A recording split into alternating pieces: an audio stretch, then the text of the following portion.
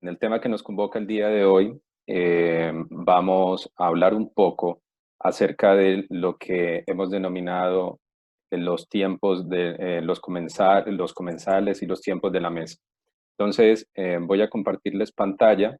Esta conversación es un poco, va a ser articulada con Angélica. Lo que busca es hacer una relación en torno a la cocina colombiana y la cocina chilena. Entonces, es como irle dando un poco esa mirada a esto que hemos denominado platos y comensales, los tiempos de la mesa y los momentos de las comidas. Entonces, eh, para empezar a entender esta relación, ya habíamos dicho desde la primera sesión que digamos que esto es un viaje culinario, es un viaje, el mundo de las comidas, digamos, el contacto con América o lo movilizó un viaje y muchas cosas que nos quedaron también es una influencia europea, si así se quiere. Entonces yo quise empezar como con esta mesa, que fue una fotografía que hizo una amiga que es chilena, en una cena que había en su casa y me llama mucho la atención porque si ustedes ven la disposición de la mesa eh, digamos, cumple casi que con todos los estándares de etiqueta de lo que se dice que debe tener una mesa, están todos los cubiertos, los platos, las copas.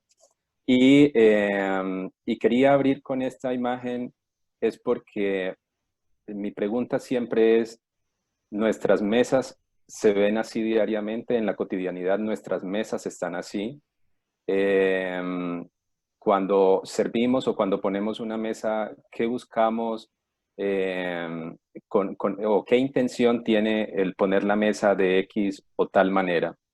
Entonces es como para que lo pensemos. Si quieren decir algo en relación, pues, alguna experiencia particular que tengan en torno a las mesas de sus casas o alguna cena en la que a la que hayan asistido o hayan participado, también nos pueden ir haciendo sus comentarios. Pero eh, digamos que en la cotidianidad la mesa no se ve así, o por lo menos en las que yo he estado, mi mesa de casa, mi mesa familiar, era una mesa incluso para sostener cosas de la casa y era una mesa casi que olvidada porque el comedor era un espacio que digamos que era casi que exclusivo para las visitas o para los momentos especiales. Entonces, sobre todo en estos momentos, las mesas no tienen ese lugar de ritual o ese lugar tan importante para servir y para comer y para socializar como antes, sino que ya, digamos, cuando llegó la televisión, casi que todo giraba en torno a la televisión y la gente se sentaba en la sala a comer, al menos en Colombia, por lo menos. Las familias de clase media, media baja, uno incluso se sentaba con el plato en la mano mientras veía televisión. Eh, Diana, no sé si vamos a ir respondiendo a inquietudes. Tú me vas haciendo, me interrumpes sin ningún problema, ¿vale? Sí, pero no, en realidad no hay Vale, todavía inquietudes sobre el tema. vale. Yo Entonces, me gustaría acotar algo pequeño, sí, que es algo que pasa acá en Chile, o pasaba, se daba mucho antiguamente, que es que los niños y las niñas pequeñas comían en una mesa separada de los adultos.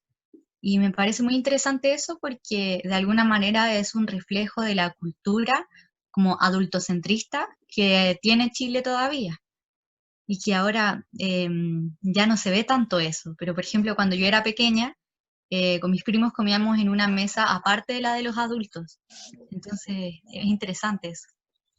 en Colombia igual. En Colombia yo recuerdo que mis memorias de infancia, generalmente cuando eh, estabas en casa o cuando ibas, sobre todo cuando se iba de visita, que se juntaban tantos niños, los niños comíamos en el suelo prácticamente. O sea, era como el niño siempre riega, siempre bota el vaso de jugo. Entonces, no es tan prolija la mesa o tan cuidadosa la mesa en torno al niño. Entonces, por eso, como que los niños comían en otro lugar también aparte. Y digamos que no se les servía igual al adulto que al niño en términos de la etiqueta que existe en la mesa para un adulto. Era muy distinto. Eran, digamos que, espacios diferenciados. A mí todavía me pasa eso, me siento en la de niños, no, mentira. Pero sí lo he visto en reuniones familiares, cuando somos muchos, que también tiene que ver con una celebración, sí hay una mesa de niños, porque primero por un tema de espacio y otro porque las comidas son distintas.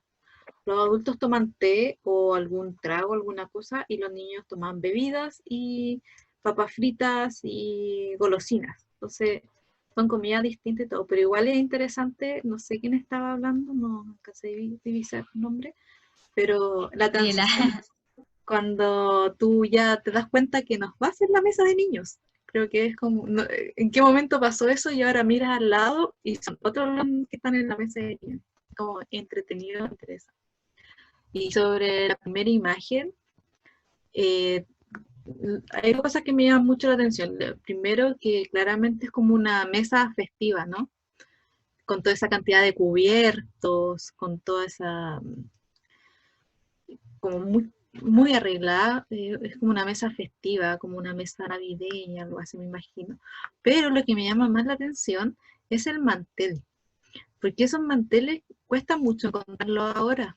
Y esos manteles son heredados por lo general. Entonces en mi casa también hay uno que es bordado y es gigante y es blanco. Entonces cuando uno ve ese mantel, es como mucha tradición y posiblemente venga de más arriba en tu familia. Entonces eso me llama más la atención. Sí, efectivamente esta mesa, si mal no recuerdo, cuando ella la envió había una celebración en su casa. Y por supuesto, es que normalmente en las fiestas aparecen la mejor vajilla, aparecen los cubiertos, quien tenga un cubierto de plata que es, digamos, algo más ostentoso.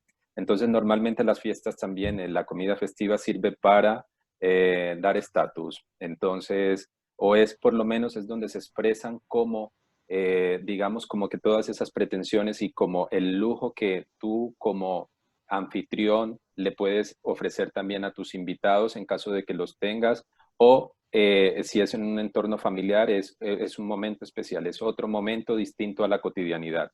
Entonces hay una irrupción en la cotidianidad. Sí, y también a lo que voy con el mantel es que por lo general son manteles blancos, que por lo mismo se cuidan mucho de que no se manchen. Entonces si tú lo combinas con la mesa de niños, la mesa de niños tiene ese mantel medio plástico.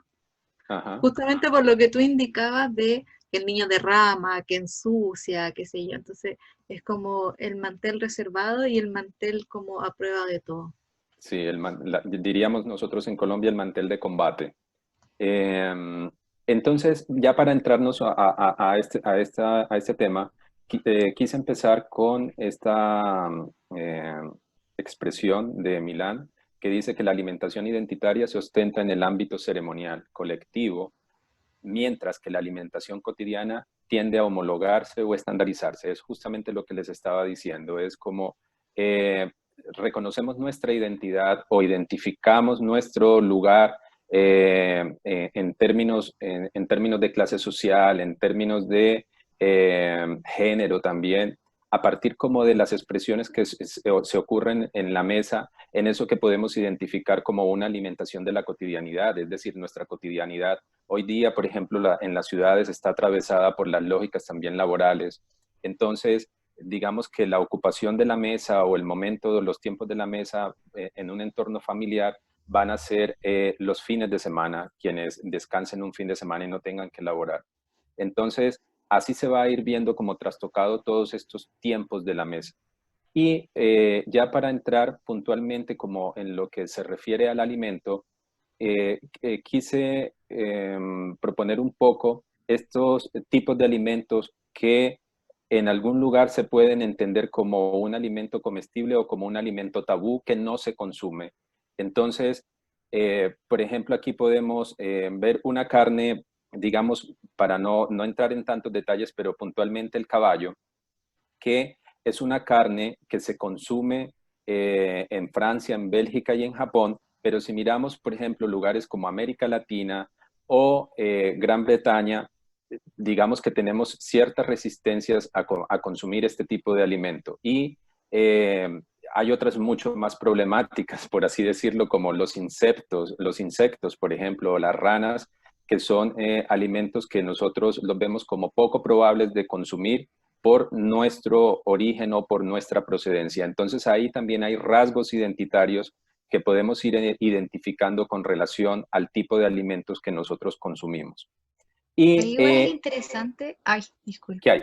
Sí, dale, Eh, Gabriel. Ahí igual es interesante que, por ejemplo, los insectos no los consumimos conscientemente, como en otros países que, digamos, no pasan por ningún proceso y las personas los consumen en la calle o en restaurantes, los insectos, pero, por ejemplo, el yogur de frutilla está hecho con cochinchilla. Las muelen y por eso el color rosado. Entonces, en el fondo estamos consumiendo insectos, pero no es como el foco del alimento que ingresamos a nuestro organismo, ¿no? Sí. Y también se desconoce mucho esto, entonces, eh, ¿qué tan conscientes somos de los animales que para nosotros son completamente tabú el hecho de consumirlos o pensar en consumirlos versus lo que realmente hay en nuestro plato? Sí, es cierto eso y los insectos es bien particular porque sobre todo en la cultura mexicana es la que más, digamos que sigue consumiendo hoy día insectos y, y aunque no lo creyéramos, los insectos para las primeras sociedades de cazadores-recolectores, el insecto era muy importante y el insecto tiene una alta concentración proteica y calórica. Entonces, perfectamente reemplaza la carne y es que nosotros hemos sido siempre creyendo que la alimentación o los alimentos que deben estar en el plato, siempre en el plato debe haber un trozo o un pedazo de carne porque si no, o por lo menos lo digo en relación a Colombia, en Colombia si falta la carne o la proteína, es un plato casi que incompleto y es un plato que denota falta de capacidad adquisitiva, denota también que es, digamos, te identifica con un estatus social distinto a una capacidad adquisitiva. Entonces, los insectos no se contemplan en esta gama de productos para complementar la alimentación, sino justamente porque hay un tema tabú con relación a ello. Y es interesante sobre todo el tema de los insectos para esto que vamos a hablar enseguida. Y tiene que ver con las restricciones y las prohibiciones que existen en algunas sociedades también en torno a los alimentos. Y hay unas que son muy estrictas, que son las comunidades judías y las comunidades islámicas, que por efectos o por razón de su religión tienen unas categorías como en el caso de los judíos, que es la dieta kosher, que está instaurada en las leyes del kashrut, y está también la ley islámica que a través del halal ellos determinan qué alimentos son los que se permiten comer. Entonces son muy estrictos con esto y hay una diferenciación entre ambos muy clara porque digamos que en términos de lo que es la comida kosher para los judíos, ellos ellos hacen una diferenciación de los alimentos como puros e impuros, pero si lo miramos para las comunidades islámicas, ellos hablan directamente de alimentos prohibidos o de alimentos permitidos. ¿Por qué hago esta relación? Porque mientras que los judíos dicen que el alimento es puro o impuro, es porque el alimento se concibe como algo que no solamente va a alimentar el cuerpo, sino que también alimenta el alma. Y en el sentido en el que alimenta el alma, tú debes proveerle al cuerpo y al alma alimentos puros, digamos como para explicarlo de una manera como más sencilla. Mientras que digamos que las comunidades islámicas, ellos claramente definen qué está prohibido y qué no. Y una prohibición muy clara digamos, en las leyes islámicas, que ellos definen lo prohibido como haram. Entonces, el haram es todos aquellos animales, por ejemplo, en relación a la carne, solamente se consumen animales que sean rumiantes y de las aves que sean aves de corral, por así decirlo. es decir, no comen ningún ave que sea de caza. Y existe una restricción con relación, por ejemplo, a la cultura judía o hebrea, y es que ellos no consumen alcohol. Por lo tanto, ninguno de sus alimentos o las preparaciones de sus alimentos puede contener alcohol y sus alimentos no pueden entrar en contacto con sustancias que estén prohibidas por la ley islámica. Igual pasaría, digamos, como en estos estándares judíos. Y encontramos aquí en Chile, por ejemplo, que existe una entidad que certifica esos alimentos de procedencia halal. Y son, digamos, como te garantizan que el método con el que se sacrifica el animal está enmarcado en procedimientos de acuerdo a la ley islámica. En ese mismo sentido, también las normas dietéticas eh, kashrut para el caso de los judíos también son muy claras. Por ejemplo, para ellos el animal no puede sufrir durante ese proceso y ambas normas, por ejemplo, impiden o prohíben comer animales muertos. Animales muertos, es decir, que un animal que murió por muerte natural no puede ser consumido. Es decir, el animal tiene que ser sacrificado y desangrado. Y digamos, por ejemplo, como había mencionado el tema de los insectos, lo que me llama mucho la atención, por ejemplo, en el caso de los judíos, es que cuando ellos consumen vegetales, ellos lavan muy bien los animales porque ellos dentro de sus leyes no pueden consumir insectos. Entonces, una de las formas de garantizar que ese, por ejemplo, ¿cuántas veces se han fijado ustedes que al lavar una lechuga, al lavar un repollo, encuentran insectos diminutos? Ellos dedican una buena parte del tiempo a la limpieza de ese vegetal para garantizar justamente que por accidente no consuman algún insecto. Entonces, digamos que estas son como a grandes rasgos algunos parámetros o algunas prohibiciones que distinguen también las dietas culinarias y vamos a encontrar, por ejemplo, que en nuestras comunidades o en nuestras familias, aquí, por ejemplo, aquí hay un gran influjo de comunidades migrantes de distintas procedencias, entonces existen normas muy distintas para el consumo de ciertas prácticas o para determinados alimentos. Entonces, varía mucho de un lugar a otro, de una casa a otro, y en ese sentido debemos pensar también que aunque los alimentos estén disponibles en la naturaleza, hay una gran disponibilidad, por ejemplo, de vegetales, pero no todo lo que está en la naturaleza la gente lo consume porque existen relaciones también de, digamos que por así decirlo, que tabú. Y no sé si con relación a eso alguien tenga algo que acotar o quiera comentar. Yo no conozco muy bien las normas de la tradición islámica ni tampoco de la tradición judía, pero digamos que a grandes rasgos es eso. Pero si de pronto hay alguien que quiera hacer alguna acotación o algún apunte a esto, bienvenido. Pero hay un par de comentarios en el chat. Uno Sí. dice que cómo van a consumir insectos después, se producen estas enfermedades, ya vemos como el coronavirus, señalan por ahí. Y otro comentario es que del consumo de los animales en general se obtienen más adversidades que beneficios, creo yo. Yo concuerdo con esa aseveración también. Creo que la carne tiene sus beneficios, pero parece que por ahí tiene más adversidades que cosas Bueno, buenas. algunas de las cosas que se dice con relación a las normas, digamos, del pueblo hebreo, es que cuando, digamos que todas esta separación o esta normatividad que existe con relación a la preparación de los alimentos también está determinado por esos procesos que ellos vivieron también en sus éxodos y en los tránsitos por el desierto. Entonces, parece ser que también hay una asociación de salud, pero digamos como que ellos, lo que yo alcancé a leer es que lo que ellos explican es que es una dimensión, digamos, mucho más amplia al concepto de salud. Pero si bien, si nos ponemos a mirar en algunos hechos históricos, a los judíos se les perseguía porque, por ejemplo, en épocas donde se daba la peste bubónica o donde se daba la enfermedad de la peste, por ejemplo, ellos no se enfermaban.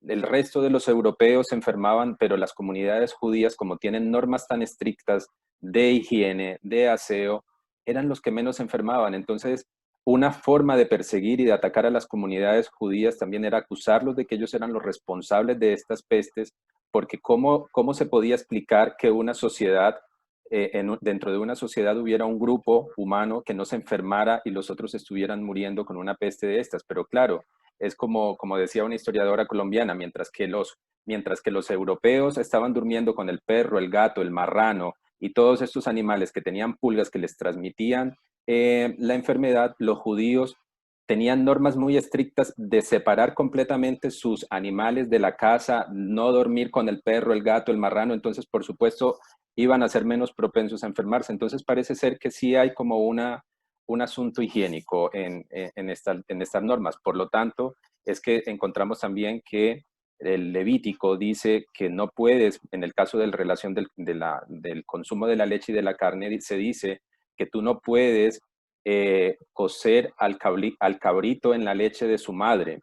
Es decir, que un recipiente en el cual tú hierves leche no puedes preparar carne. Eso es como, digamos, que es como una de las cosas más características de los usos en la cocina. Entonces ellos tienen unas separaciones muy, muy rigurosas y muy estrictas en ese sentido. Bueno, Totalmente entonces, de acuerdo con lo que dice Alberto, también como hacer un llamado a la diversidad cultural, también al relativismo cultural, a entender que son prácticas ancestrales, así como nosotros también se come pollo, se come carne de vaca, también existió la gripe aviar, también existió el mal de las vacas locas, entonces tiene que ver con una cuestión de higiene más que con una práctica de toda la vida. Es difícil dejar que nosotros nos dijeran que por el mal de las vacas locas vamos a tener que dejar de comer carne de vaca. Es súper, imagínenselo, independiente de las opciones de comer o no comer carne, sino que es un alimento que lleva tanto tiempo en nuestra mesa que es muy difícil. Entonces, justamente tiene que ver con la higiene. Todos se han provocado por la higiene, y ahí también vuelvo un poco a los libros de Michael Pollan que vimos la semana pasada, que ahí hace como todo este recorrido y ahí te muestra que efectivamente hay lugares que son más insalubres y que de alguna manera puede llegar a nuestra mesa. Entonces ya tiene que ver con nuestra manipulación también. sí, en ese sentido, digamos, es como que el reto que nos plantea también la pandemia es como a que resignifiquemos también el consumo de ciertos alimentos, a que pensemos, y lo hemos venido hablando también durante estos conversatorios, es cuál es la ética del consumidor frente a todo el producto que le llega a su cocina y a lo que se come en la mesa. Es como, ¿de qué manera yo estoy garantizando que las prácticas de producción de esos alimentos, de circulación, de comercialización, son prácticas, digamos, que tienen cierto equilibrio o que buscan la sustentabilidad o que buscan también no desplazar esos equilibrios que deberíamos tener en la naturaleza o con nuestro entorno? Porque es que siempre nos ponemos, es que uno siempre habla de los otros animales, pero es que, a ver, es que no son los otros animales, son los animales de los que nosotros hacemos parte. Entonces digamos, también es colocarnos también en ese discurso, este discurso especista también nos permite rescatar un poco cuál es el lugar del hombre dentro del ecosistema y de qué manera él se ha colocado en la cúspide de esa red trófica o de esa cadena alimenticia donde él cree que él está por fuera de los animales y no se incluye como uno de ellos. Ya para seguir avanzando, miremos entonces esto, lo que hemos denominado los platos y los comensales, la comida cotidiana y la festiva, por así decirlo. Y ya vamos a hablar acerca de los tiempos de las comidas. Y quiero que Angélica empiece hablando como de todas estas concepciones que hay en Chile con relación a lo que se define como desayuno. Oye, antes de eso, esa imagen es un huevito con tomate, ¿o no? Sí, Ah, allá yo le les voy a cuento. contar una anécdota igual a propósito de que me pasó con un amigo venezolano que me dijo que yo me estaba quedando unos días en su casa y me dijo, ya, pues, hácete unos huevos a la chilena.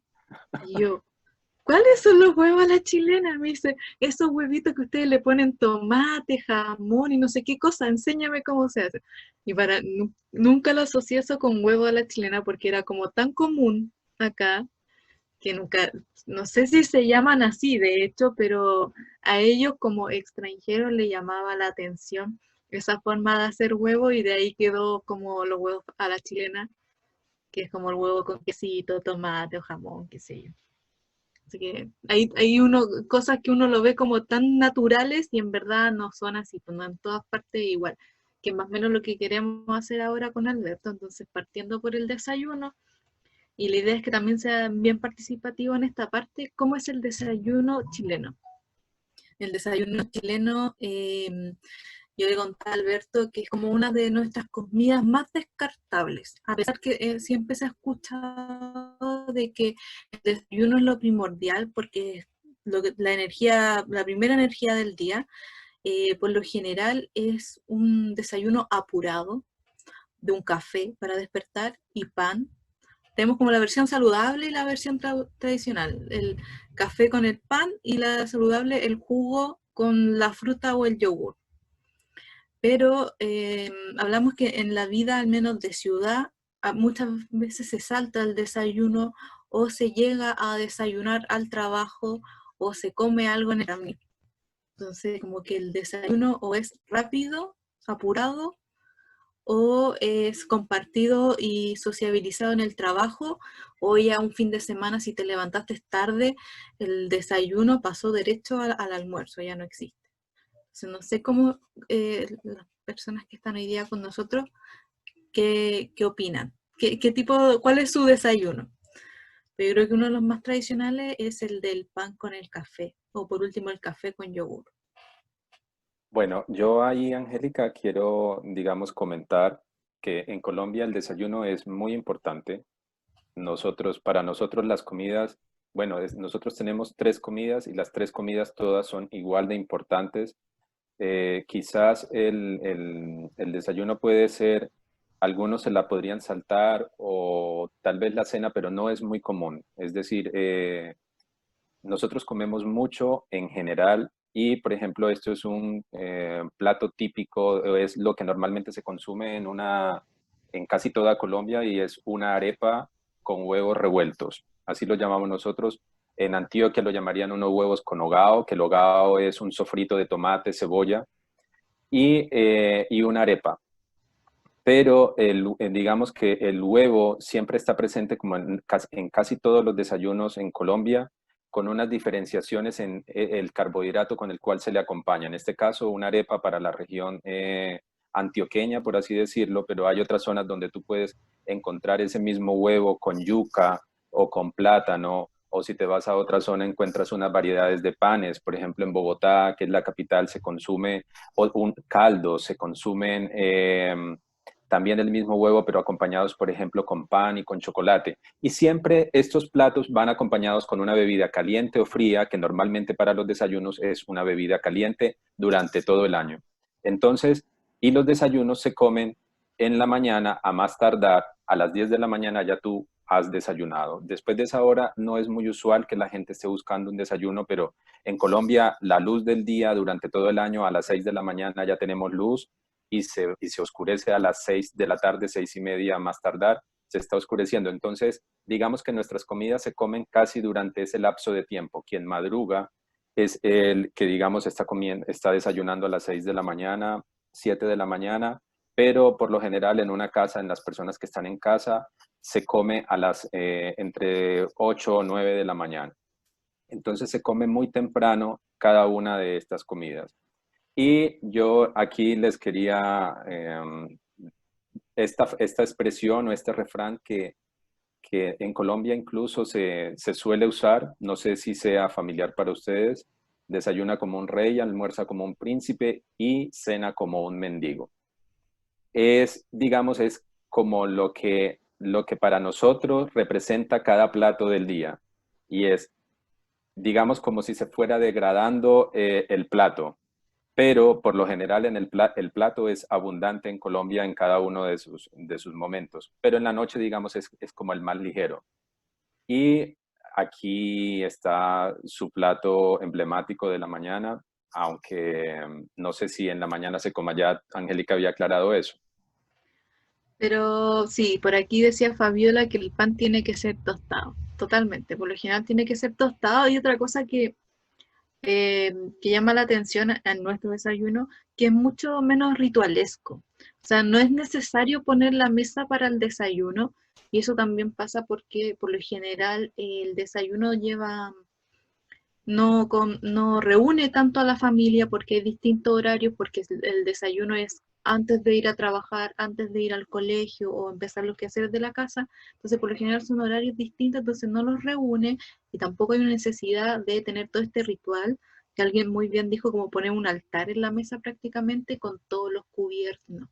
Por lo general en el desayuno se usa el tazón sin plato versus la once, que es como la tacita con el plato y la cuchara. Es como si hay una mesa de diario, que se le dice que es como la mesa de la cocina, se usa ese espacio más que nada.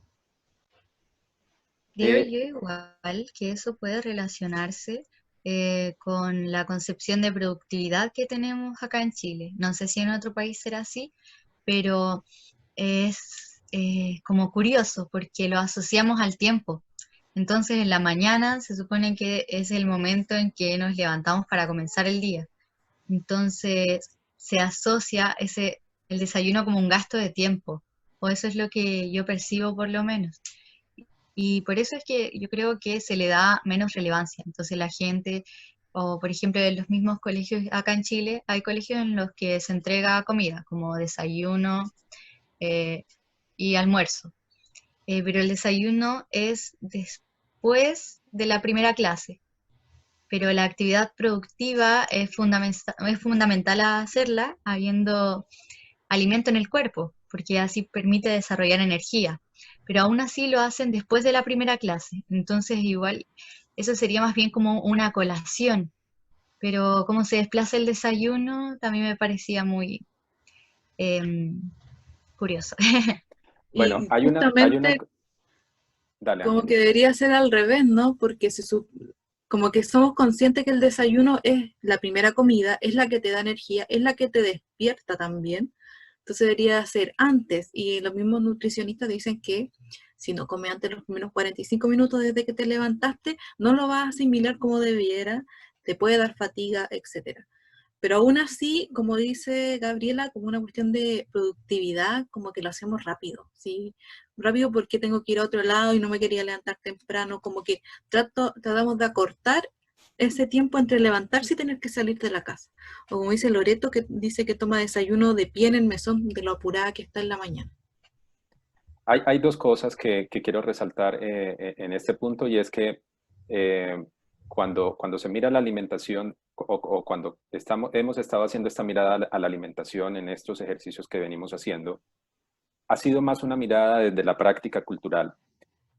No es que estemos desconociendo los aspectos nutricionales, que son muy importantes, porque cuando ya hablamos de la alimentación en relación a la salud, entran otras circunstancias, pero justamente son las expresiones culturales las que nos dicen cómo es que nos alimentamos y si en términos nutricionales esa alimentación nos permite tener una alimentación equilibrada y saludable en términos de lo que diría la nutrición y la dietética. El desayuno es, digamos, lo que siempre se dice desde los nutricionistas o la gente de la dietética, es que es una comida muy importante porque se viene de un periodo de ayuno prolongado. Es decir, durante el sueño, luego de que tú cenas o tomas la once, se inicia un periodo de ayuno que se prolonga a través del sueño, y cuando despiertas, el cerebro necesita unas calorías para poder funcionar bien. Entonces, lo que se dice es que efectivamente luego de ese periodo de ayuno se requiere comer. Pero digamos como que cuando uno hace siempre preguntas a los nutricionistas, cuando uno va al nutricionista, el consenso siempre está en que hay que comer, en que hay que comer. Algunos dicen que dulces, otros dicen que comidas energéticas, porque como vienes de ese periodo de ayuno, el cuerpo lo que necesita es energía. Entonces deben ser alimentos que te provean de energía para empezar a funcionar el resto del día.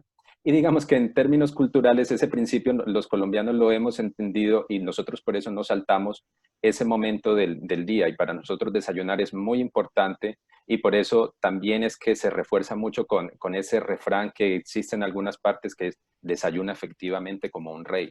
O sea, y como un rey es que todo lo que te quepa en el plato, si te lo puedes comer, te lo comes. Yo por lo menos cuando estaba en Colombia comía muchísimo al desayuno y son cosas que para ustedes son impensables. Y siempre escucho amigos chilenos que dicen que cuando han ido a Colombia no soportan ver esos desayunos nuestros porque son una exageración.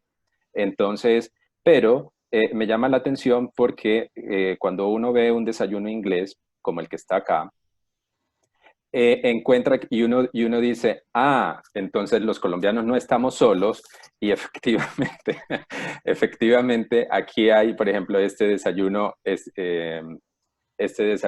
inglés que vemos acá, que está la tostada, unos frijoles, que tiene bacon, que tiene huevos, y, pero también en oposición vemos estos otros dos desayunos. Miren, por ejemplo, el desayuno de abajo que tiene frijoles, huevo, carne, arepa, queso y una bebida que en este caso es café.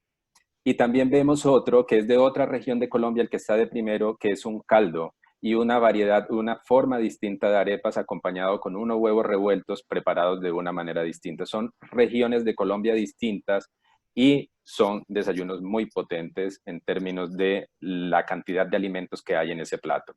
Entonces encontramos huevo, encontramos arepa, encontramos un caldo con papas. Entonces tenemos casi 5 alimentos en un solo momento del día. Justamente pensando en el desayuno inglés con frijoles, nosotros le decimos otra cosa, serían porotos. Poroto, salchichas y tocino y fritura, que es como, ¿cómo voy a comer eso en la mañana? Te va a caer mal. Y no, allá. Y es muy rico, es súper rico el desayuno inglés, yo lo encuentro maravilloso. Pero, como lo que hablabas tú, como desde la nutrición, uno puede saber una cosa, pero no es necesariamente lo que hace. Nosotros en antropología decimos, una cosa es lo que la gente dice, otra cosa es lo que hace. Es muy distinto. Entonces, sí, toda la razón, Alberto. Vale, entonces sigamos y vayamos rápidamente entonces al almuerzo, que es la comida más importante para ustedes, Angélica. Entonces, em, dale, te cedo la palabra. Sí, el almuerzo es una comida que es muy distinta al desayuno. Acá sí hay un tiempo de preparación, hay un pensar antes, por lo general la gente se pregunta el día anterior qué va a ser un almuerzo el otro día para tratar de no repetirse. Los tiempos de cocción de preparación son de 1 hora mínimo o más. Hay una planificación, como les decía, por lo general uno en el desayuno no sale a comprar el pan, ocupa el que quedó el día anterior. Acá sí, acá se va a comprar si hace falta algo. Aquí se pone en la mesa con todos los cubiertos y también reúne a la familia sobre todo el fin de semana. Ahí también tenemos esta práctica cultural de comer con el televisor también, yo creo que a muchos les pasa. Se almuerza entre las 2 y las 3. Antes de eso ya es casi como un desayuno atrasado, después de eso es como un almuerzo 11. Y ya yo creo que una de las comidas como más, no sé, más igual la que estás mostrando tú, no es una comida tan común, o quizás sí lo puede ser más en el sur, pero acá no, aquí es más como el arroz, el fideo, la carne. La carne igual es un elemento súper importante en esta comida. Nosotros no vamos a encontrar carne en los desayunos, excepto por los jamón, pero como carne preparada, no que ya venga lista, es a la hora de almuerzo. Eh, También puede ser que se invite a almorzar, pero en menor cantidad que una once, por ejemplo, pero sí es un momento de reunión familiar y, como decían, especialmente es la del fin de semana. Vale. Entonces, vale, nosotros digamos que en Colombia el almuerzo es es de príncipes, es como siguiendo la onda del refrán. Entonces, almorzamos como príncipes. Y como príncipes es que dependiendo de la zona en la que uno se encuentre ubicado en Colombia, va a encontrar unos platos distintos y unos ingredientes que están presentes en el plato que son muy comunes. Este primer plato que ustedes ven acá, o ese primer servicio, es un plato que comen los hombres en una comunidad en San Basilio de Palenque, en Colombia. Fue un registro que yo hice durante mi trabajo de campo de mi pregrado en antropología, y es, digamos, lo que los hombres llevan, lo que los hombres tienen en el monte, que es la yuca, el plátano, que son productos que están ahí disponibles para ellos, y ellos desde el pueblo llevan la carne o el hueso. La carne o el hueso o el pescado es con lo que ellos hacen una sopa, y digamos que cuando tienen su tiempo de descanso, porque ya el sol hacia el mediodía es muy fuerte, digamos que ya no es posible seguir trabajando durante el día porque es muy agotador. Entonces ellos se van a sus casas que tienen en medio de sus cultivos, y ahí ya alzan el fogón y hierven estos caldos. Pero si miramos, por ejemplo, otras regiones, encontramos también que están los pescados. Nosotros tenemos zonas de costa, están los pescados de río o de mar, y el plátano también casi siempre está en sus formas frita, sancochado o hervido, como decimos nosotros, y siempre el arroz está presente. Entonces, digamos que en esa denominación, en una zona de Colombia que es la zona Caribe, encontramos un arroz como se le conoce comúnmente, lo denominan comúnmente como arroz de aceite o arroz de coco. Entonces, tenemos esas dos variantes. Digamos que el arroz de coco termina siendo como una de las delicias de la cocina caribeña también, y se suele utilizar los aceites de coco, las leches de coco también para sudar o guisar pescados. Entonces, y en estos platos normalmente encontramos las ensaladas también. Eh, ¿Qué tipo de ensaladas consumen normalmente, o cómo se denominan los platos de ustedes, Angélica, en este momento del día, en el almuerzo? Nosotros voy a referir como un poco más al almuerzo de fin de semana, que suele ser más completo, también por un tema de tiempo. Puede haber una entrada, que por lo general va a ser alguna ensalada pequeña, como una palta reina, algo así, algo más fresco por lo general. El plato de fondo, y puede haber postre también, algo dulce, frutal, no mucho torte, esas cosas quedan más para la 11. Y también hay una diferencia también en las comidas de verano y de invierno. O sea, en verano tienden a ser mucho más frescas, tienden a ser ensaladas, en invierno hay más caldos, son más proteínas, más calóricos. El arroz con huevo, como decían ahí también, es un clásico. Como que se usa mucho esto de mezclar proteína con cereales o carbohidratos. No se usa mucho esto de la proteína con la verdura o la ensalada, como sí pasa, por ejemplo, en los países de Asia, y que la carne es muy escasa también. No, acá la carne es muy común, y hace que sea un plato mucho más contundente y mucho más pesado, ¿no? Como la carne con arroz o con fideo. En algún momento de la semana sí o sí vas a comer carne, vas a comer arroz o fideos. Las legumbres también se usan harto en Chile, y también yo creo que también es una buena alternativa para las personas vegetarianas. Hay todo un boom de las legumbres.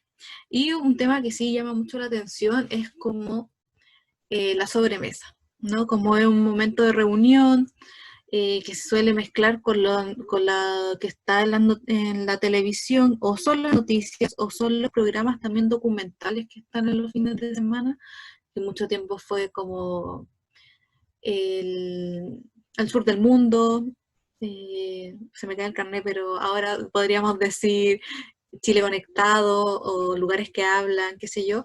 Es como traen temas más amenos el fin de semana a la hora de almuerzo, que en la semana son solamente noticias, que son súper violentas, es como un almuerzo un poco más apurado, el fin de semana buscan ponerte todos estos programas también como más relajantes. Recomiendo Chile, El Hacedor de Hambre, también te ponen programas de comida y de comidas de otros lugares de Chile también, porque todos estos programas tienen como una idea un poco de descentralizar el país, entonces Chile Conectado, todo eso, si se dan cuenta, como que te quieren mostrar realidades de otras partes que no sean de Santiago. Y Angélica, esta sobremesa, ¿sí? yo quería, antes de que terminaras, eso, problematizar un poco sobre el concepto colación, que como ves lo coloqué ahí como pregunta y que Ujú. las personas que nos están acompañando también nos ayuden a dilucidar un poco ese concepto de colación para referirse al almuerzo, que evidentemente el concepto colación no necesariamente alude a un plato tan contundente como es el almuerzo. Así es. Hoy tenemos el colación que cuando nos venden un almuerzo en un restaurante, como lo que te pasó a ti, que Ajá. querías un almuerzo y te ofrecían una colación, insistentemente. Y también la colación, por ejemplo, la que llevan los niños al colegio, que es mucho más pequeña, es como una entrecomida, ¿no? Personas como los diabéticos también, por ejemplo, necesitan una colación, como que, tiene que ver con esas necesidades también de ciertos nutrientes. Y la Sí. sobremesa entonces, Y la diga. sobremesa por lo general va acompañada de algún bajativo o tecito. Algo que nos ayude a pasar todo lo que comimos, porque, insisto, si para ustedes el desayuno es comida de reyes, para nosotros el almuerzo es comida de reyes, y el desayuno es comida de mendigos, y la once sería la comida de los príncipes Ok, y princesas. Angélica, Entonces, perfecto. Tenemos un comentario en Facebook de Paulina. sí. Y nos dice que piensa en la gente de campo que antiguamente desayunaba abundantemente, preparándose para una larga jornada. Hoy que vivimos en ciudad, cambia el tipo de alimentación, snack y café. Hablando del tema del desayuno, esa concepción de la idea de desayunar como rey y frente al desayuno que te ahora así apurado, saliendo al trabajo. Yo siempre desayuno en el paradero, por ejemplo, antes hacía eso por lo menos, esperando la micro para ir a la biblioteca. Bueno, esa es la Paulina, un saludo para ella. Sí, aludiendo a lo que dice Paulina, de hecho el desayuno en Colombia, yo creo que se mantiene justamente por esa razón, porque se madruga mucho para un largo periodo fuera de casa.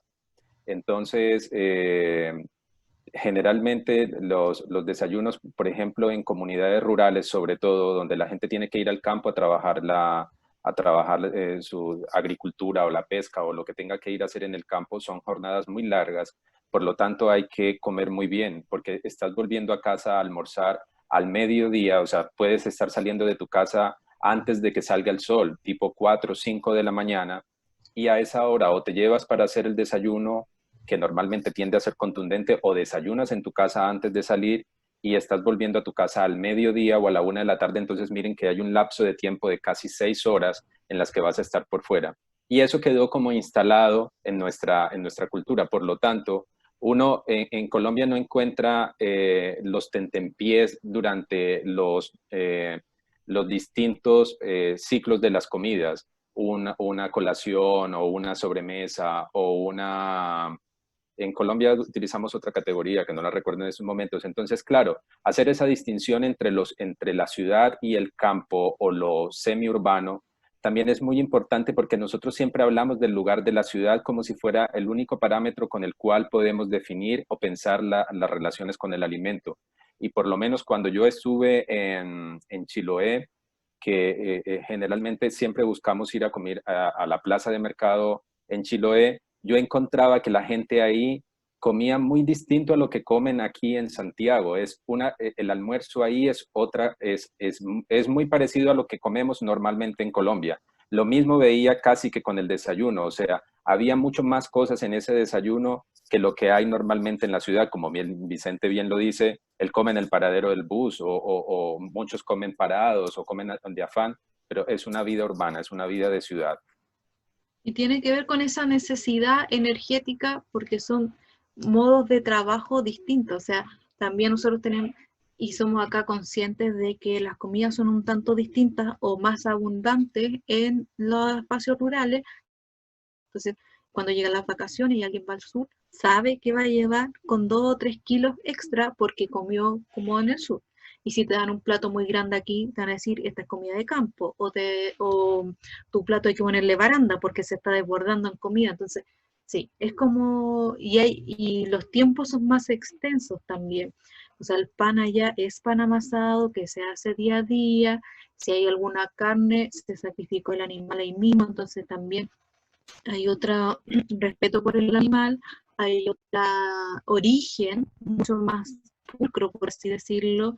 No es un animal que se engordó un chanchito en 3 meses para que estuviera listo para hacer alimento de otro, no, es como, es otra la ritualidad en torno a la comida y a la producción de la comida.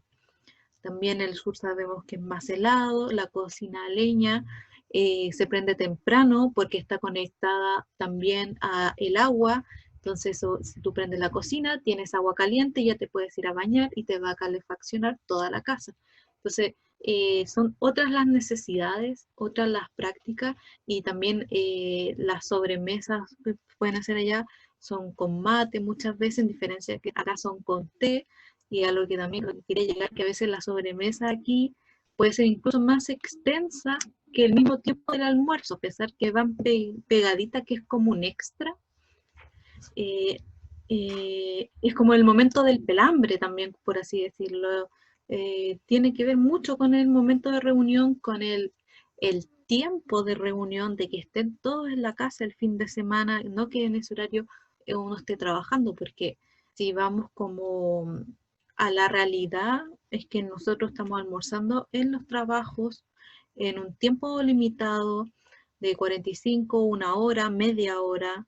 Hay personas que no tienen espacio para trabajar en sus para comer en sus trabajos tampoco, entonces están en una bodega, están sentados en una escalera, en una silla, muy incómodos.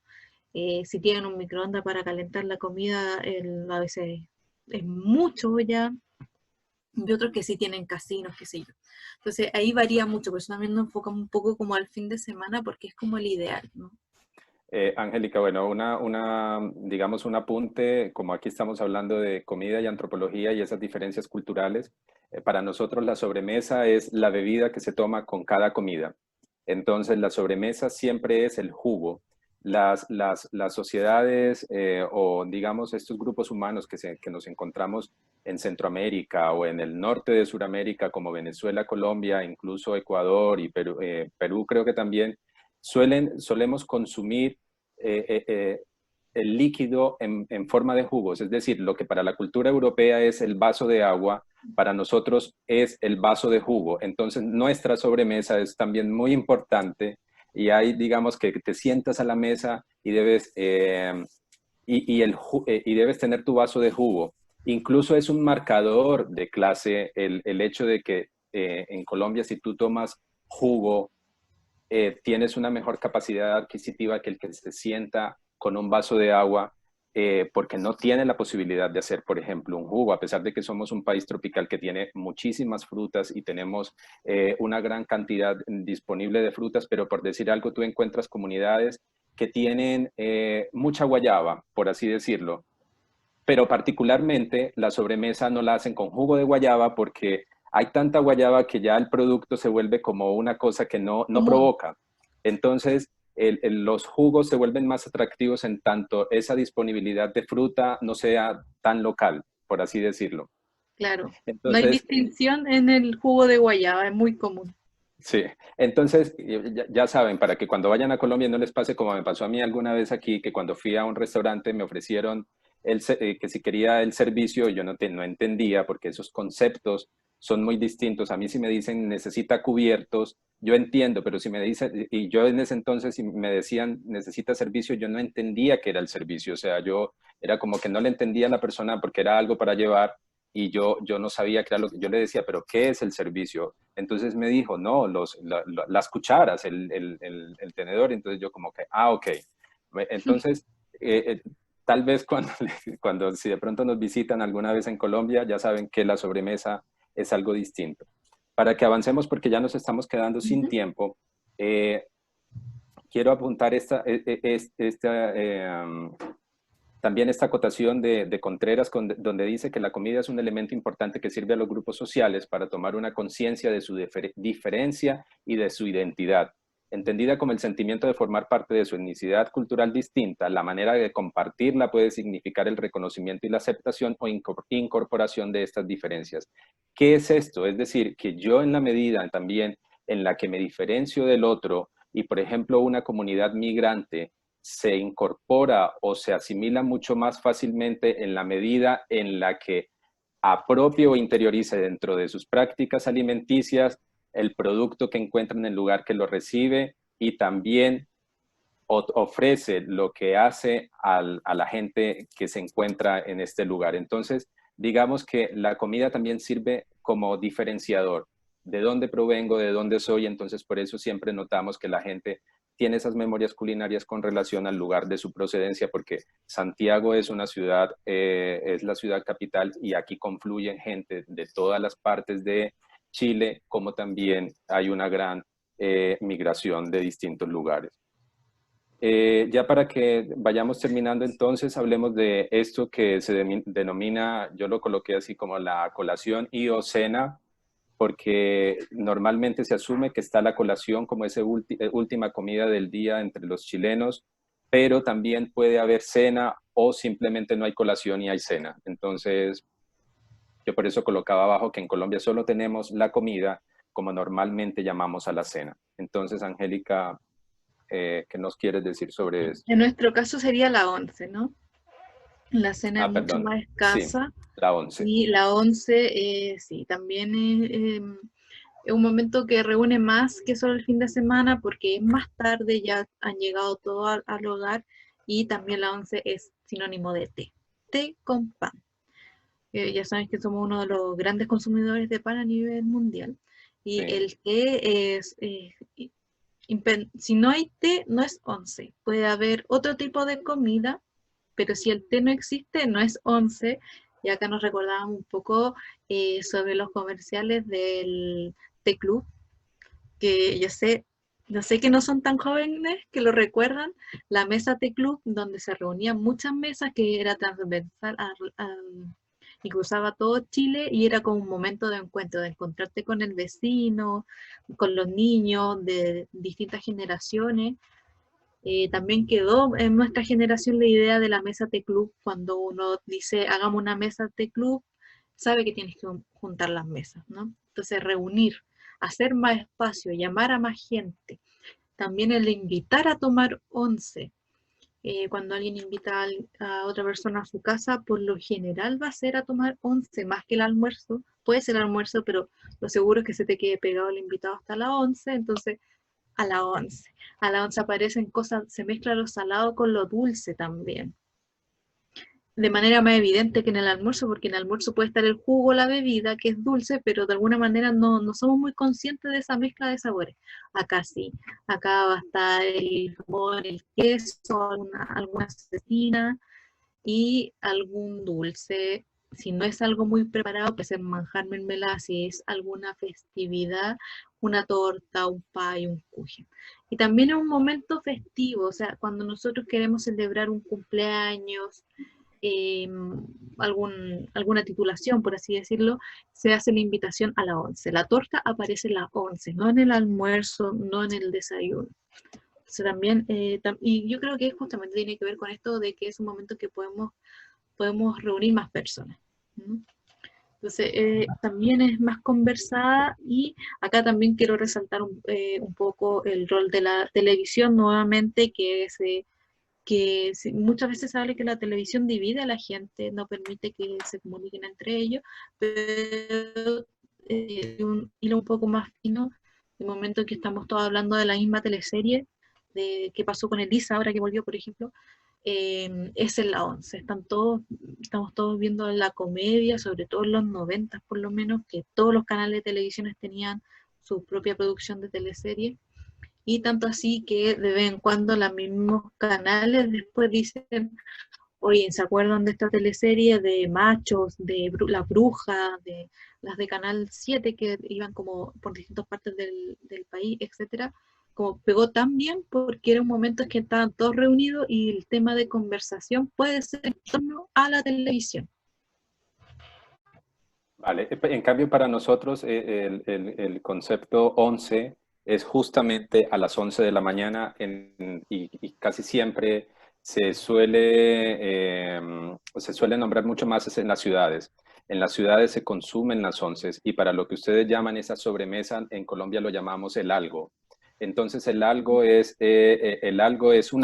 cualquier cosa, es algo que se come para paliar un poco el hambre que hay hasta que llegue la cena. Tenemos un momento previo en la mañana también antes del desayuno, que es cuando te levantas, te despiertas y a esa primera te tomas una bebida. Normalmente en Antioquia se le llaman los tragos. Y los tragos es una bebida caliente que normalmente es aguapanela, que es la chancaca chilena.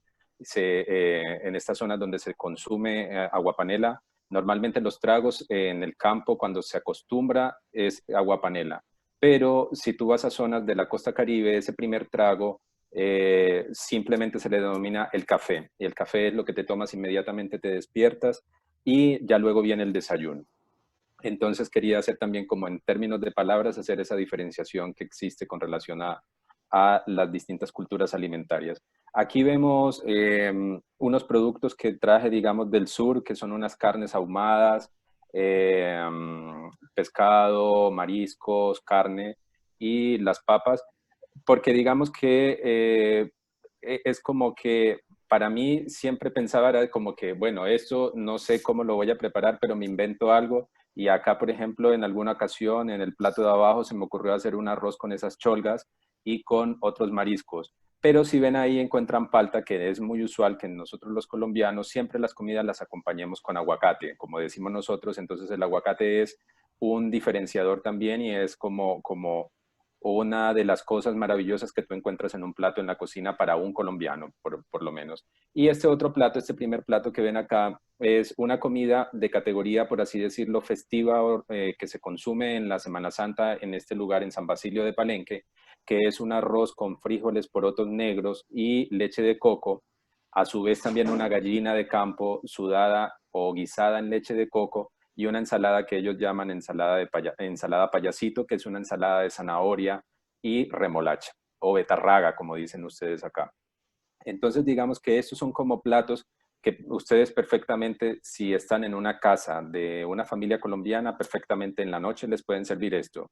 No van a encontrar su once con el pancito o, digamos, como esas cosas ligeras, esos alimentos ligeros que ustedes consumen en la noche. Y nada, quería hacer este cierre con este plato maravilloso que ves en un restaurante, en un local comercial muy sencillo en La Vega.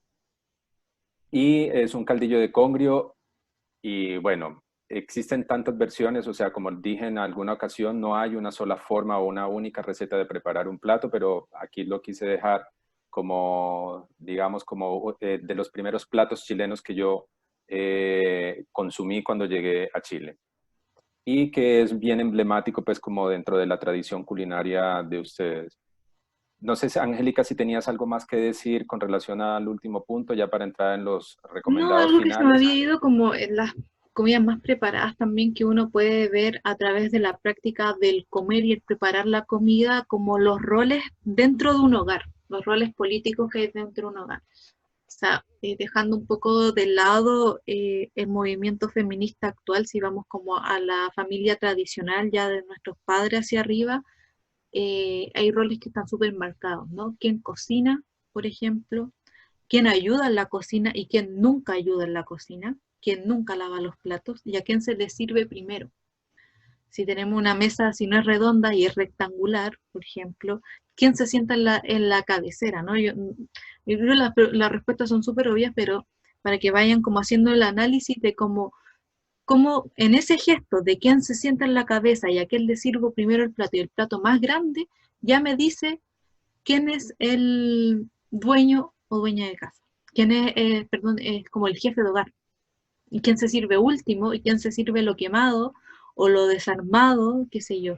Entonces, también cómo a través de la comida podemos ver los roles de poder dentro de la unidad familiar. O sea, recordando también que la familia es la unidad pequeña, pero más importante que tenemos a nivel organizacional como sociedad, cómo uno puede ir viendo a través de esas cosas tan comunes ya algunos otro tipo de patrones más políticos, económicos también. Si en nuestra once hay queso y jamón, no es lo mismo que en una mesa que haya solo mantequilla o margarina, ¿ya? Que no es lo mismo que le digamos once a que le digamos la hora de tomar té. No en todos lugares se dice de la misma manera. Entonces, también hacer un poco ese autoanálisis de nuestra mesa, de cómo se organiza nuestra unidad familiar o nuestro hogar. Eso. Angélica, Alberto, tenemos un par de comentarios en Facebook. Sí. Los voy a leer un momentito. Primero, Steven, a partir del tema de lo que se hablaba sobre la diferencia de la forma de comer entre el campo y la ciudad, dice que en la vida citadina la comida no es un asunto ritual, sino es necesidad de satisfacer cuestiones energéticas. Exacto. Y sobre el mismo tema, la señora Sonia nos dice que en el sur o en el norte de Chile, en provincia, el deleite del compartir los alimentos son más cálidos y amenos, se conversa y se alaban los productos transformados en la maravilla de la comida.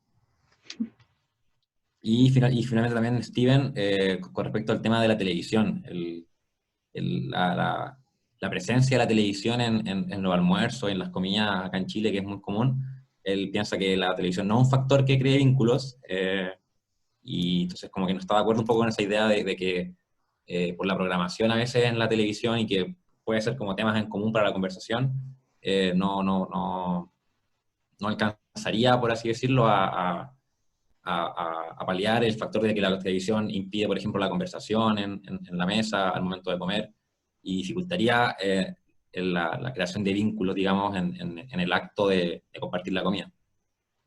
Sí, yo en el caso, por ejemplo, particularmente hablo del caso colombiano, que es el que conozco, yo lo que siempre he pensado con relación a la televisión es que la televisión nos sacó del comedor y nos llevó a la sala, porque el televisor justamente cuando la capacidad adquisitiva mejora en la clase media, eh,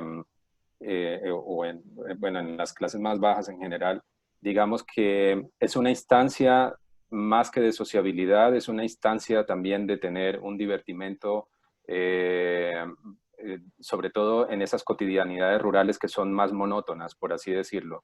Entonces la televisión ya llega con otra información, con otras cosas del mundo exterior, por así decirlo. Entonces, ya digamos que se vuelven estas parrillas de televisión que se arman en torno a esos momentos familiares en los que la familia está reunida. Justamente lo que aprovechan es que todo el mundo está en casa para ofrecerles estos contenidos. Por supuesto que no tienen la intención de ponerlos a dialogar entre ellos, sino a que todo el mundo se concentre en el televisor y no en el otro. Pero yo entiendo un poco lo que decía Angélica, y es que la televisión, por supuesto, da de qué hablar entre la familia con relación al programa que la gente ve, más no necesariamente sea un articulador o un cohesionador social como sí lo es la comida. Que en la comida, entonces, como le dice la señora Sonia, justamente cuando la gente se sienta a la mesa, a hablar de lo que está comiendo, incluso hablar de política, incluso hablar de lo que está pasando, a problematizar los asuntos comunitarios, los asuntos familiares. Entonces, son momentos o instancias distintas, efectivamente, la televisión. Tal cual, Entonces, como que puede dar un tema en común, pero no necesariamente generar un vínculo. Porque si no, cada uno... Perdón, ¿Sí? Angélica, voy a ser la mala de la película, pero estamos muy pasados de hora, así que por favor les pido podamos pasar a las revisiones bibliográficas, o si no vamos a tener que dejarlo hasta acá. Vale. Entonces, Angélica, vámonos con los recomendados. Ya vamos rápido entonces. Hoy día tenemos recomendaciones literarias, igual que la primera sesión, como viendo la comida en la literatura más que un libro teórico y cómo puede aparecer sin que nos demos cuenta. y también una literatura un poco distinta a la que estamos acostumbradas, como fue la literatura más latinoamericana que vimos en la primera sesión. Haruki Murakami, literatura japonesa, que tiene otro ritmo, que es una literatura más contemplativa, donde todo puede pasar y no es necesario una explicación. La chica del cumpleaños, Murakami, un gran exponente bien popular de literatura japonesa, japonés obviamente. Este cuenta la historia, es corto, es ilustrado por Kat Menchik, no siempre son ilustrados sus libros, de una chica que trabaja de mesera en un restaurante y por ausencia de sus jefes tiene que hacer cargo de llevarle la comida al dueño del restaurante que vive en un segundo piso y que por ningún motivo debe entrar a la habitación, solo dejarle la comida. Pero obviamente que entra a la habitación y ahí se va a desarrollar la historia. Y podemos adelantarnos para el siguiente, el de Thomas Harris, que también japonés se llama el de Banana Yoshimoto, que ya su nombre tiene nombre de comida de la autora. Este es su primer libro, que fue publicado originalmente en 1988, ganó muchos premios, se hizo películas de Kitchen de este libro, y son 3 historias, 2 van en conjunto, de todo lo que se puede vivir la emocionalidad a través de la cocina. O sea, la protagonista principal de toda la historia vivía sola con su abuela, ella fallece y los espacios que ella tiene de autoconsuelo son en la cocina, durmiendo al lado del refrigerador, donde ella más se va a sentir cómoda. Y volviendo, ya que son muy similares porque son de literatura japonesa, una versión más aterradora de la comida con Thomas Harris, que esta es de la saga de Hannibal Lecter. Pero sería el Dragón Rojo, después El Silencio de los Corderos, El Silencio de los Inocentes, que se lanzó la película, y después Hannibal. Y tiene que ver con un asesino serial que transforma a sus víctimas literalmente en caldillos que da a comer a la comunidad. Hace beneficencia, pero en verdad la carne es carne humana. Entonces ahí ya ven que la comida, la fantasía, la literatura da para todo. Una forma mucho más aterradora. Y finalmente Ugly Delicious, también por esto del relativismo, de entender cada comida dentro de su cultura, de las prácticas de cada sociedad, como una comida que se puede ver totalmente desagradable, puede ser realmente deliciosa. O sea, uno de los primeros capítulos es hacer como una pizza de sushi, si no me equivoco, o con camarones crudos, y es como lo que nunca llevaría una pizza. Esta pizza la llevaba, y según el comensal o la persona que llevaba el programa, por lo menos, era deliciosa. Vale, ya entonces con estas recomendaciones damos por finalizado todo este ciclo de conversatorios. Esperamos que haya sido provechoso para quienes siempre estuvieron acompañándonos, que les haya generado muchas inquietudes y sigan explorando todo este universo de la comida, de la antropología, desde la historia, desde la nutrición y la dietética, desde la literatura misma y desde aspectos mucho más teóricos. Hay muchísimas cosas últimamente en boga con relación a la alimentación y hay también otras tendencias en torno al alimento. Entonces, nada, que ojalá esto haya sido como un detonador para todas esas inquietudes que de pronto les pudieran tener y que con esto también les pudo haber resultado. Entonces, agradezco mucho su tiempo y esta instancia para poder conversar acerca de la comida.